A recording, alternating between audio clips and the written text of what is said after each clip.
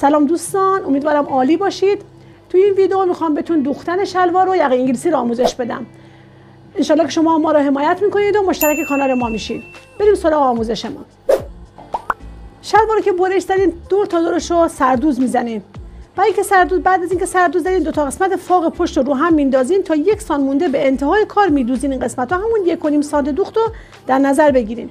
برای فوق جلو این قسمت ما برای سجاف زیپ گذاشته بودیم 1.5 سانت فاصله بدین. این قسمت رو با 1 سانت دوخت تا این قسمت بدوزین، یعنی از این قسمت هلال اینجا 1 سانت بیاین بالا کافیه. بعد میاین شلوار رو از پایین رو هم میندازینش. از قسمت پایین یکی از قسمت جلو و پشت رو هم میندازین به این حالت، ببینید.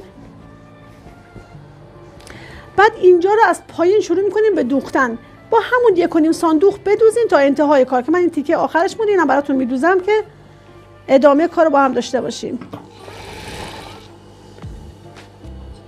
یعنی شما این قسمت ها رو تا انتها بدوزین، برخلافی که قسمت فوق گفتم 1 سانت مونده به انتهای کار ندوزین و بعد تا انتهای کار بدوزین. ببینید اینجا دوخته شد. حالا دوباره از پایین شروع میکنیم. یکی از قسمت‌های پاچه قسمت جلوی شلوار و پشت شلوار از قسمت داخل، یعنی ما پهلوهای شلوار نمیدوزیم. پهلوهای شلوار برای انتهای کاره. به این حالت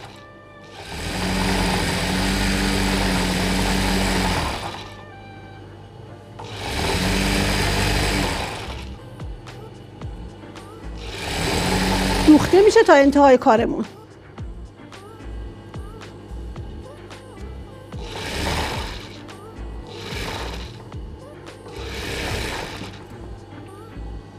قسمتی بهتون گفتم باز بمونه، ببینید به این حالت دوخته شده. این قسمت گفتم باز بمونه برای اینکه اینو بازش کنین، در از این ورم باز کنین و دوتا رو هم بدوزین، حالت منحنی بدوزین. ببینید این فاق جلوه، این فاق پشته و این حالت انحنا رو این حالتی میدوزین. حتما این کار انجام بدین که بعد شلوارتون خیلی خوشگل‌تر تو پا وای میسته. بعد این مرحله دوختین، ببینید به این حالت شلوار به هم وصل شد. قسمت‌های پهلو رو نمیدوزین، اول میاین زیپتون رو میدوزین. من زیپو به یک حالت، به یک روش خیلی ساده بهتون آموزش میدم برای کسایی که مبتدیان بدوزن و میخوان راحت دوخته بشه. همون قسمت مقدار سجاف و زیپ رو هم میندازیم، از اینجا با صابون علامت میزنیم که چقدره. برای شمایی که اول کارتونه بهتره اینه که این قسمت رو برگردونین. ببینید از این قسمت پایین یه چند میلیمتری اینورتر رو سوزن میزنم براتون.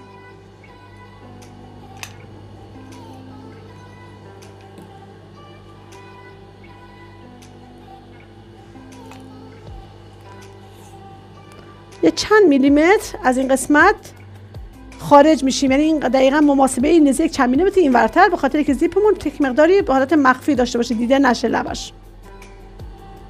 اینو بهتره که با دست شما بدوزین، بعد بدازین زیر چرخ. ولی من برای کارتون بشه الان با چرخ میدوزم.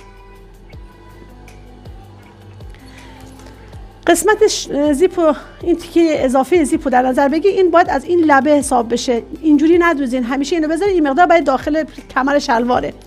کشو زیپمون رو باز میکنیم. اول این قسمت ابتداشو میدوزیم. 1-2 سانت که رفتین پایین دوختین لبه رو، پای چرخ میدیم بالا، سوزن داخل و این قسمت کشوی زیپ رو میبندیم تا بالا. بعد دوباره پایه رو میذاریم قسمت روی شانه زیپ، این قسمت لبه یک طرف پایه چرخو، و به همین حالت تا انتها میدوزیم.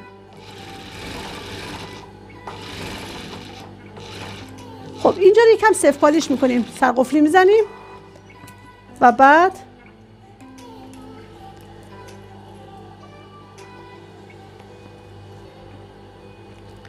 این قسمتی که قسمت دیگه زیپمونه، سجاف زیپمونه، اینو برمیگردونیم و با سوزن چند تا سوزن می‌زنیم که ثابت بشه، که جابجا نشه.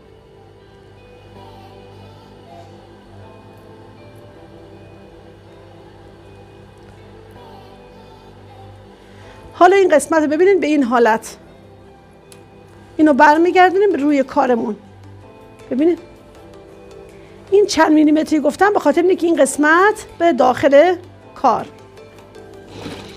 اینجا رو یک چند میلیمتر میدوزیم. بعد پای چرخ سوزن رو میدیم داخل، پای چرخ رو بلندش میکنیم، برمیگردونیم به این سمت. این ساده ترین روشی که شما بتونید زیپ شلوار رو بدوزین. سوزن داخل، دوباره پایه رو حرکت میدیم که جابجا نشه دوختمون و به این حالت با همون عرض 2 سانتی نیم تا انتهای کارمون میدوزیم.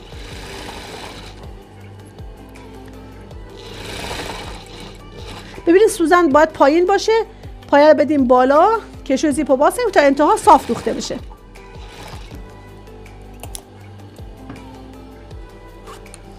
زیپمون دوخته شد.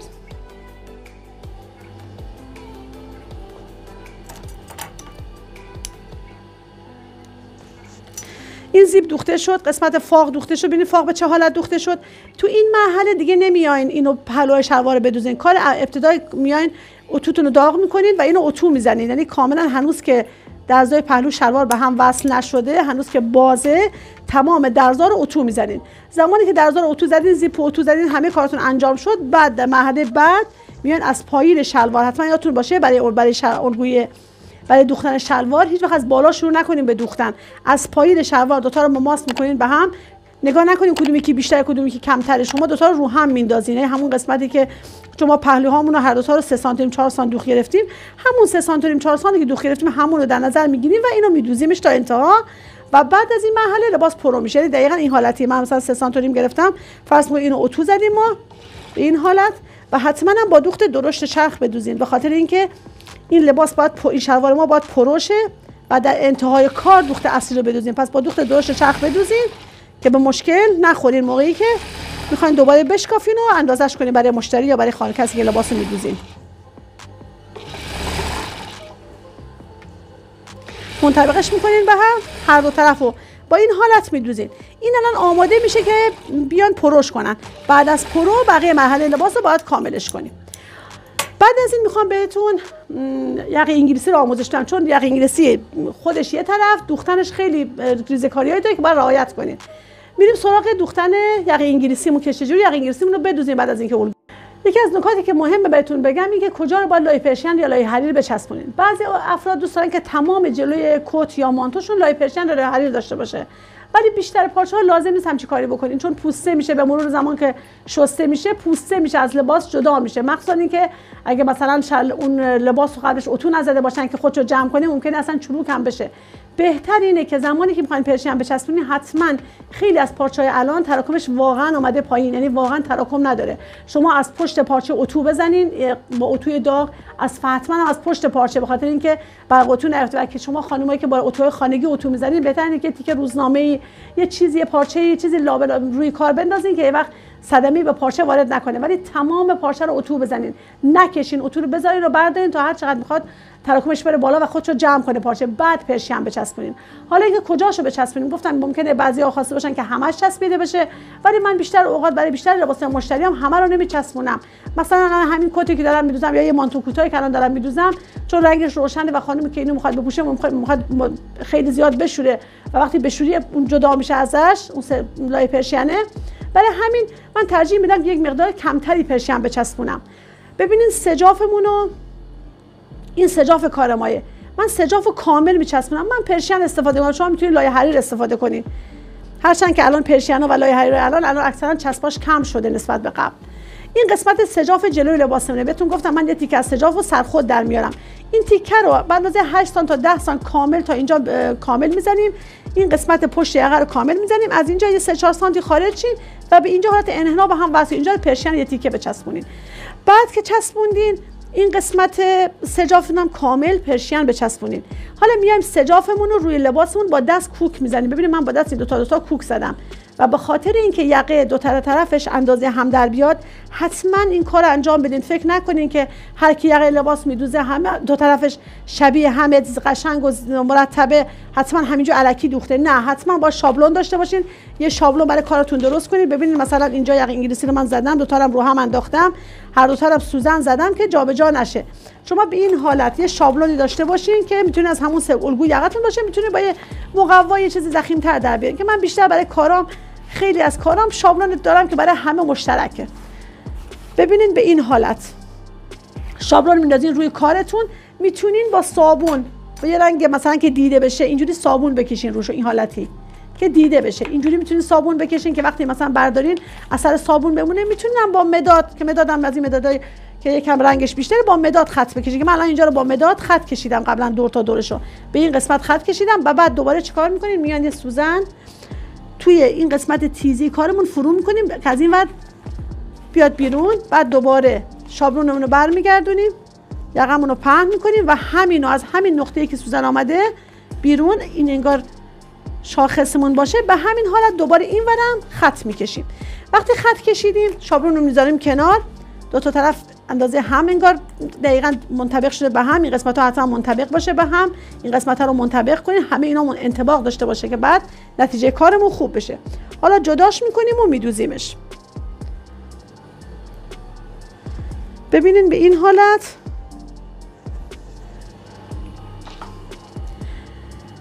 از این قسمتی که هست یکسان میایم پایین تر میدوزیم.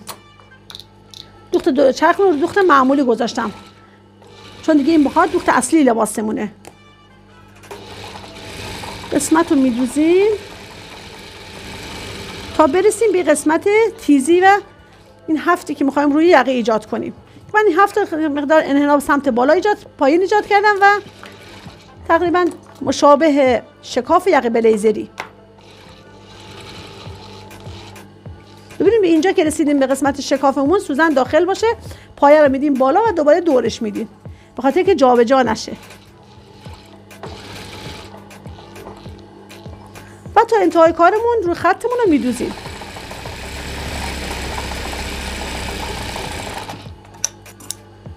به این مرحله که دوختیم کوکامون رو میکشیم، کوکایی که قبلا با دست کوک زده بودیم. یه نکته وجود داره، شما اینجا اینو دوختین، این قسمت بازه، این قسمت هم اینجوری، اینو با چه کارش کنیم که درست در بیاد؟ اگه سخته براتون اینو برگردونین و اینو به این قسمت به این حالت با دست کوک بزنین، به این حالت ببینید اینو برمیگردونیم، با دست کوک بزنین صاف اگه بود بعد چرخش کنین، دقیقاً یک لا چرخشه که بعد اینجوری میشه. ولی اگه میخواین حرفه‌ای‌تر یاد بگیرین بیان یه حالت مثلثی، ببینین این گوشه کارمون یه خط، یه حالت خط اوریبی تا تیزی این قیچی میزنیم. ببین به همین راحتی دقیقاً تا تیزی میاین. بعد این قسمت رو برمیگردونین روی کار و اینو میدوزینش. ببینید به چه راحتی، شکاف با یک شکاف شما یک کار حرفه‌ای و تمیز انجام میدین. چون من دوست دارم سجافای قسمت پایین لباسم برش نخوره، باز دوباره سجافرش در بیام، بیشتر این کار انجام میدم. شما دوست داشتین میتونین تا پایین کارتون سجاف جدا در بیاد، ولی من همیشه سجاف سرخود در. ببینید گوشه کار چقدر راحت و خوب در اومد.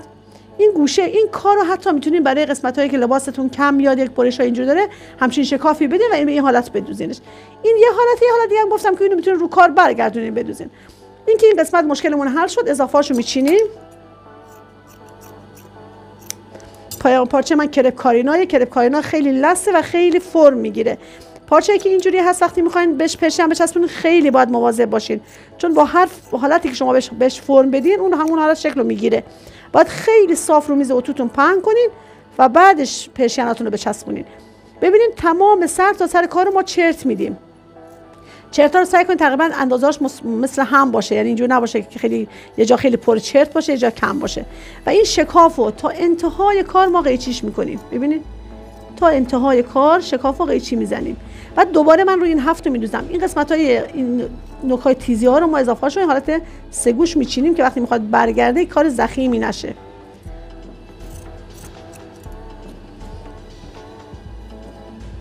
این چرت ها رو تا پایین چرت بدین، تا پایین کارتون همش رو چرت بدین. من باید هر دو طرف لباس رو بدوزم و بعد باز وصل کردنش رو برای یقه چی رو بهتون آموزش بدم که چجوری وصلش کنید. ببینید اینو این حالتی. خب حالا نکته‌ای که وجود داره، شما باید نیش بدوزین و نیش رو باید به کدوم سمت بدوزین؟ شما باید نیش رو همیشه به سمتی بدوزین که دیده نشه. یعنی مثلا شما لباس میدوزین، قسمتی از یقه که دیده میشه باید نیش به قسمت پشت کار باشه. الان اینجا یقه انگلیسیه، یقه انگلیسی نیش رو اگه خواستیم به روی سجاف بدوزیم روی کارمون میفته و زیبا نیست. ما اینو به قسمت پشت کار میدوزیم. ببینید ما میایم پایه چرخو میذاریم، این قسمتایی که چرت دادیم و به یک سمت میخوابونیم. به کدوم سمت میخوابونیم؟ به سمت لباس میخوابونیم و اینجا رو نیش میدوزیم.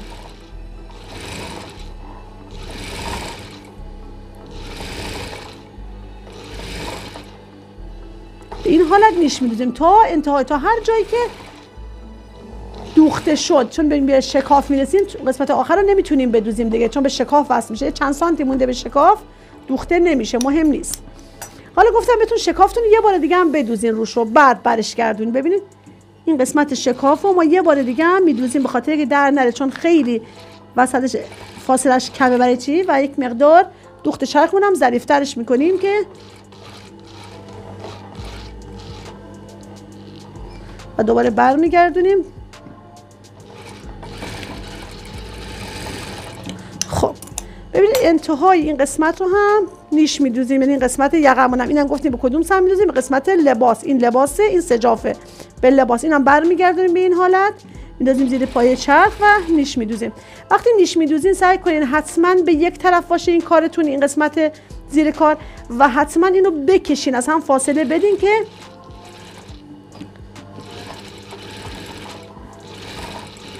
وقتی این به خودی خود وقتی لباس رو میخواین برمیگردونین بدون اینکه شما اتو بدین، خود سجاف قسمت پشت کشیده میشه، به خاطر همین نیشی که شما دوختین. خب تا همین اینجا کافیه.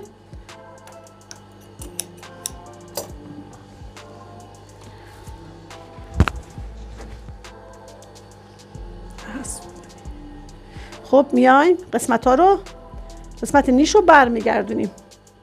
ببینید خیلی ملایم با بشکاف، وقت نخکش نشه لباسمون. این قسمت شکاف ما یه طرفش بلندتر بود، یه طرفش کوتاه‌تر، یه طرفش 4 سانت بود، یه طرفش 3 سانت بود، یعنی 1 سانت کم و زیاد داشت این قسمت. خب ببینید اینجا رو، اینو باید با دست روش کوک بزنید بعد اتوش کنید، وگرنه کج اتو میشه. ببینید به این حالت یه کوک اضافه خوردیم، کوک هم با بشکاف میشکافیمش و روی کارمون رو. ببین الان اینجا یه قسمتی هلال داره، اینو برمیگردیم قسمت رو اضافهش رو قیچی میزنیم. ببین این قسمت رو یه مقدار اضافه داره، میچینیم که داخل کارمون یکم ظریف‌تر باشه، کمتر باشه پارچه اضافه، که حالت هلالی وای نایسته قسمت تیزی یقمون. دوباره با بشکاف برش میگردونیم. خب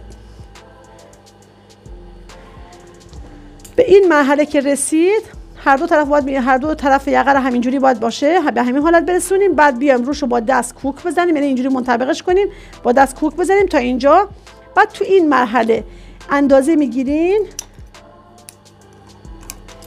این مقدار رو اندازه میگیرین چند سانته، همین دو تا پایین با صابون علامت میزنین با خط کش و صابون، و بعد اینم برمیگردین و اینم کوکش میزنین که آماده باشه برای اینکه ساسونش رو از این مرحله به بعد باید منتقل کنیم. بعد از کار اضافه اینم میچینیم، اینم منطبقش میکنیم به هم که پشت کارمون هم منظره خوبی داشته باشه. خب این دو تا طرفو که با هم دوختیم، حالا فرض میکنیم این دو تا رو دیگه من کامل کردم، گذاشتم کنار. هم میام برای پشت لباس میخوام یه توضیح بهتون بدم. قسمت پشت لباس ها رو،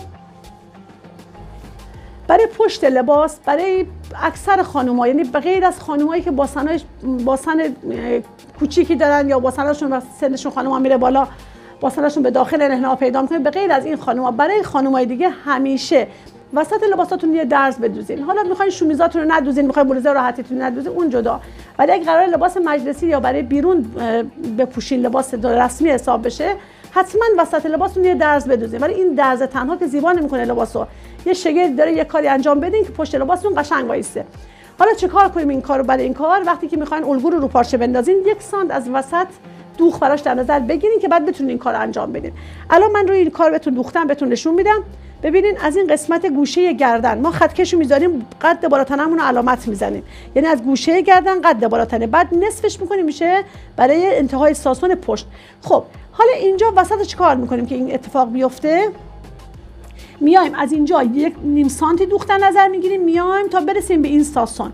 وقتی که همینجور که این ساسونمون زیاد میشه و دوباره کم میشه، اینجا ما از وسط یه ساسون میگیریم، یه ساسون میگیریم تا برسه به خط کمر، دوباره ساسون اینو کمش میکنیم و اینو تا پایین ادامش میدیم. این حالت این که بمباری سادم یه مانتو کوتاهه. بعد از این حالا این عدد چی باشه؟ چون ما قانون ساسونامون این بود که از وسط پشت 1/2 فاصله سینه به علاوه 1، ولی این مدل چون وسطش درز میخوره و چون ما یه ساسون وسطش میگیریم، یه عدد ثابت تو ذهنتون بمونه. برای خانمایی که سایزای لارج و مدیوم اینا دارن اینجا رو 12.5 در نظر بگیرین این تیکه رو، و برای خانمایی که یکم درشت‌تر عدد 13 رو در نظر بگیرین، یعنی یه عدد ثابته. برای خانمای ظریف‌تر 12.5، برای خانمای توپل‌تر 13 باشه.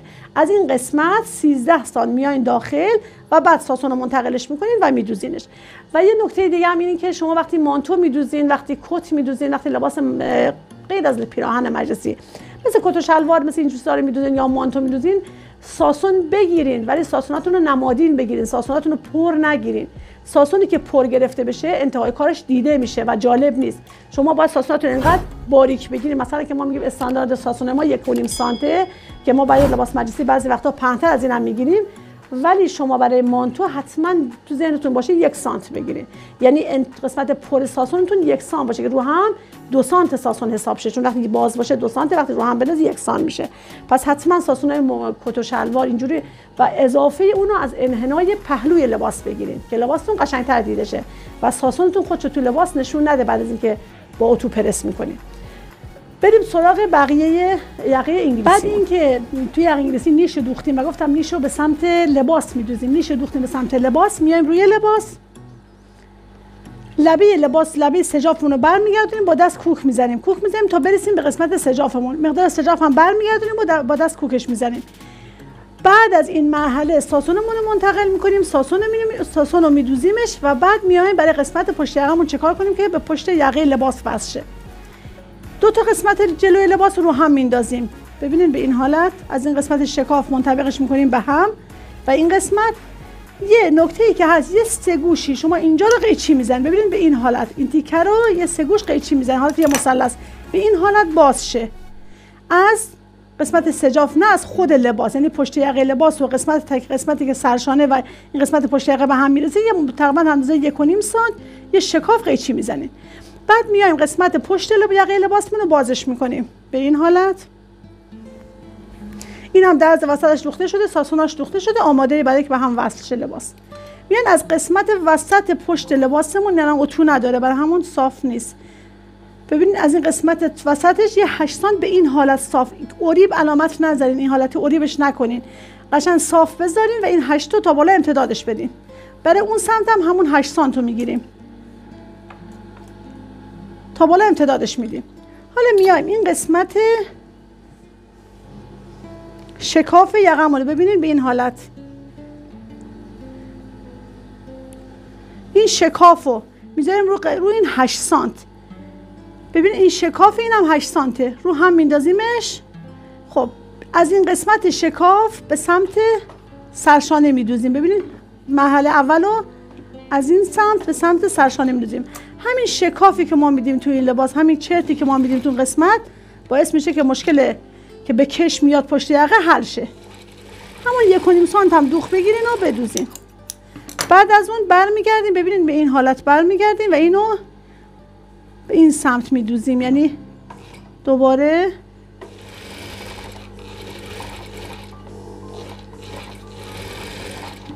به این حالت در میاد. این قسمت سرشونمونه، اینم قسمت گودی یقه که این تیکه رو گفتم بهش وصل میکنیم. ببینید یه تیکه دیگه هم براتون میدوزم که بیشتر متوجه بشین این چی کار میکنیم.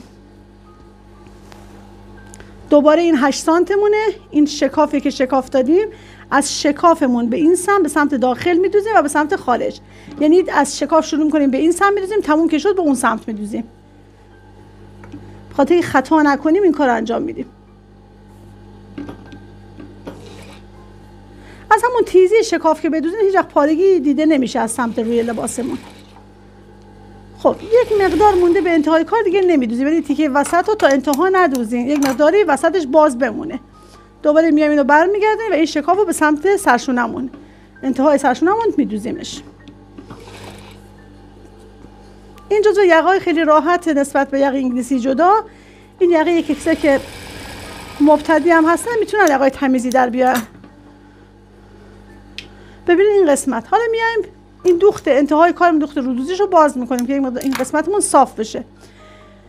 این قسمت درز وسط رو با درز وسط این رو هم منطبقش میکنیم. از این قسمت علامت میزنیم چقدر اضافه داریم. ببینید از اینجا علامت زدم، این از این قسمت رو با هم منطبق کردم، علامت زدم، اضافهش مشخص کردم، از این ورم مشخص کردم.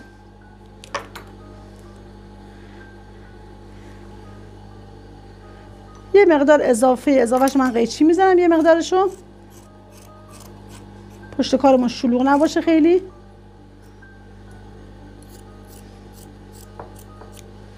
خب این قسمت رو با این قسمت با هم منطبقش میکنیم، با سوزن ترگرد به هم وصلش میکنیم، ولی در این حالی که به هم وصلش میکنیم باید قسمت بالا هم به هم منطبقش کنیم، یعنی این قسمت در یک راسته قرار بگیره، این دوتا قسمت دقیقاً تو یک راسته باشه. از قسمت وسط کارمون شروع میکنیم به دوختن. راسته اینو در نظر میگیریم، میشه راستش اینجا میشه، ببینین این حالت میشه. وسط رو با وسط منطبق میکنیم، میدوزیم و بعد رو به بالا و رو به پایین میدوزیمش که تیکه به هم وصل بشه. این مقداری که من اضافه میذارم برای اینکه مشتری که برای پرو بیاد لباسش اگه یه وقتی پشت گردنش تنگ بود اینقدر داشته باشن که بتونم براش بازترش کنم، یه دستکاری تو لباس انجام بدم. ولی زمانی که پرو انجام شد و دیدی خوبه، اضافهش میتونین کاملا این تیکای اضافه رو یه صندوق بزنید، بقیه‌شو قیچی بزنید. ببینید به این حالت، این به این حالت وصل شد. حالا میایم این قسمت رو درز رو باز میکنیم و این قسمت رو میدوزیمش، به این قسمت میدوزیم.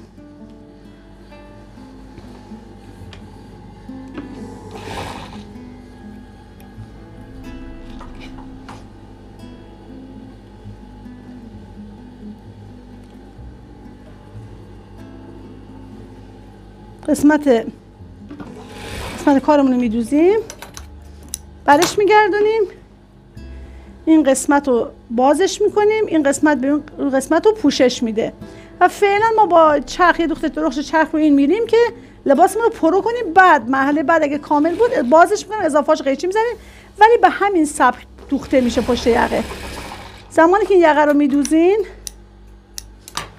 به این حالت در میاد، ببینید به این حالت.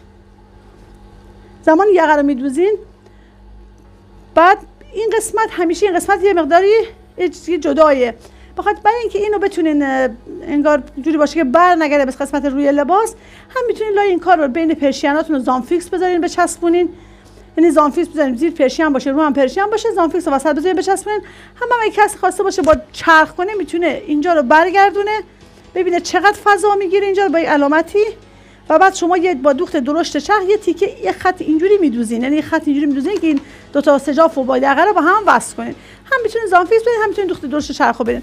بعدم پهلوی لباس رو با هم وصل میکنیم و لباسمون رو به پرو رسوندیم با این کارا. ممنون که تا انتهای ویدیو همراه ما بودید. مشترک کانال ما بشین و به ما انرژی بدین. تا ویدیوی بعدی، خدا نگهدار.